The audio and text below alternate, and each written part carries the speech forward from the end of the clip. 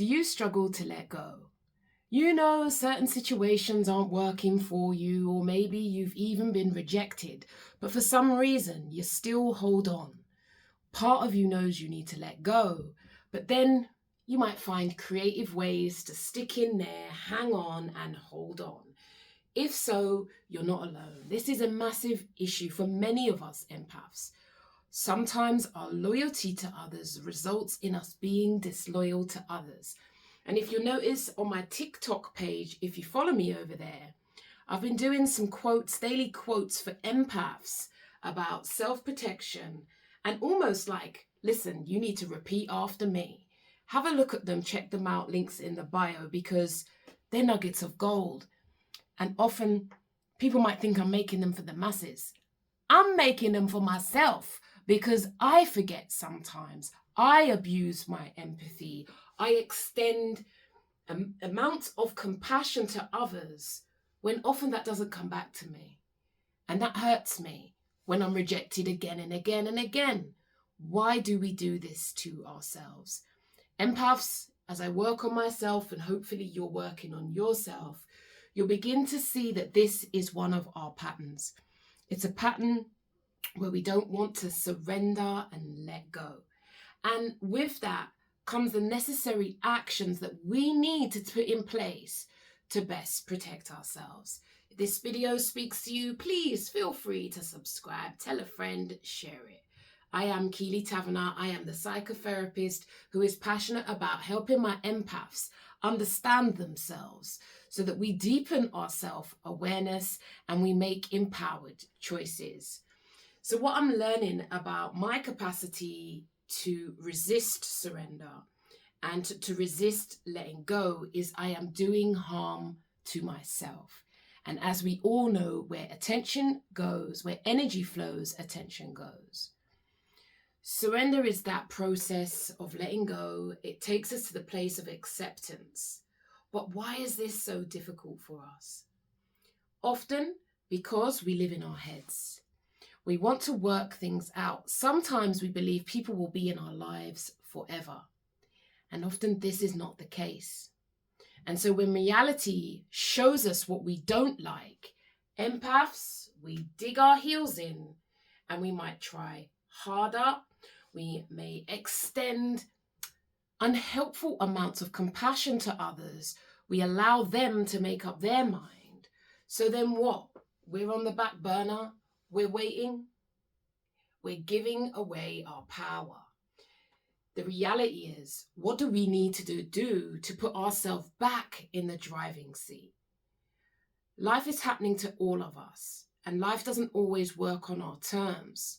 Surrender is a crucial skill for a healthy, wholesome life. Last week, I was at the Rhythmia retreat center in Costa Rica.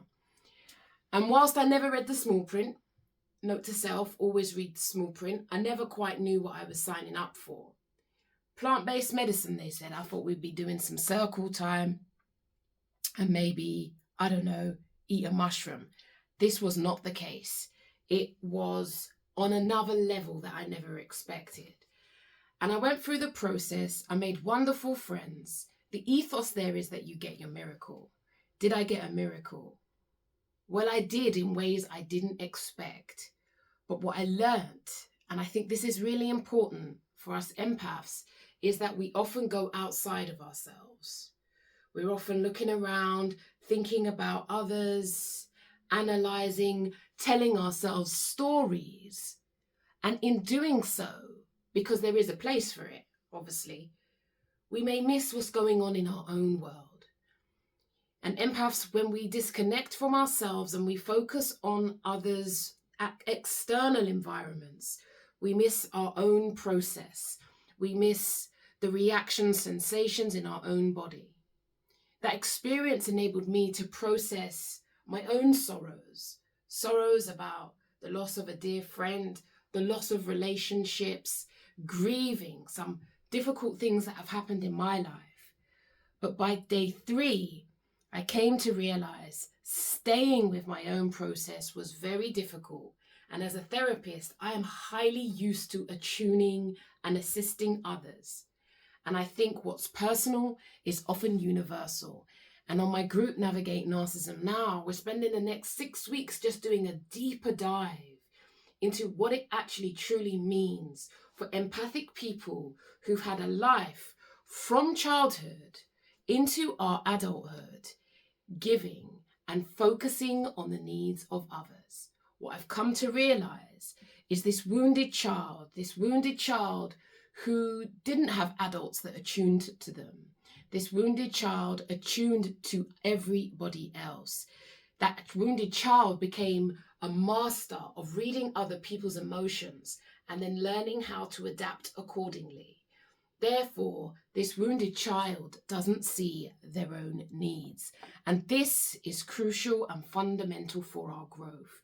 And I think that's why my experience at Rhythmia was so challenging, because it encouraged me to stay with my wounded child. I was like, listen, I've been doing mummy, daddy, historical inner child work for years. I kind of didn't want to go back there.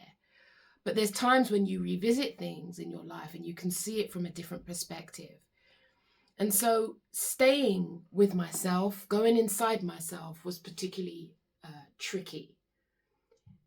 And that's one of the reasons why I'm a therapist. Many of us empaths are, because we attune so well to others.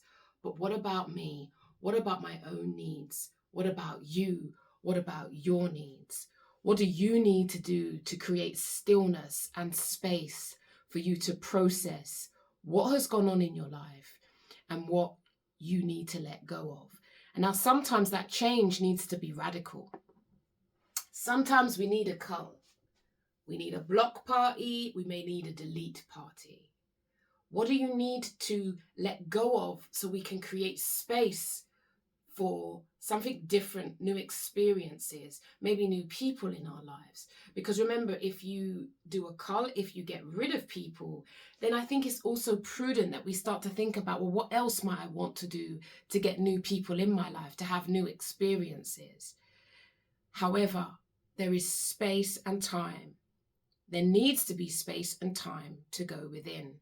So one of the practices that I'm blessed Rhythmia has gifted me with through that experience is, one, to get back into my body more. Been to the gym today, just washed my hair. And two, meditation.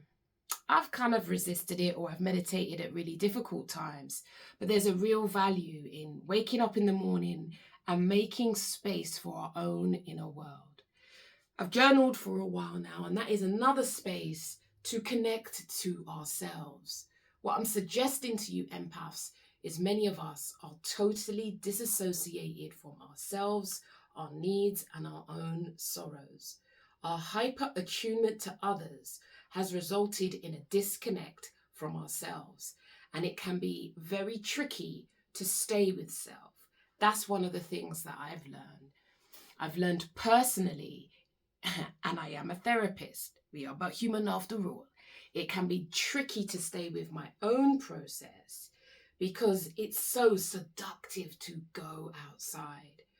I've also come to understand that being over analytical may well be a trauma response, and often might be an experience that happens when I might feel uncomfortable or scared, that I start to analyze.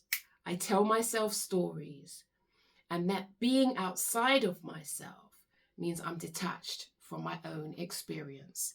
I hope this makes sense to someone, because if you are struggling with your life right now and your relationships aren't where they need to be, if you're holding on or holding out or sabotaging yourself in so many ways, and remember, empaths, we can abuse our empathy to stay in touch with people, keep them in our lives, stay in touch with maybe family members, but actually it is not helpful to us.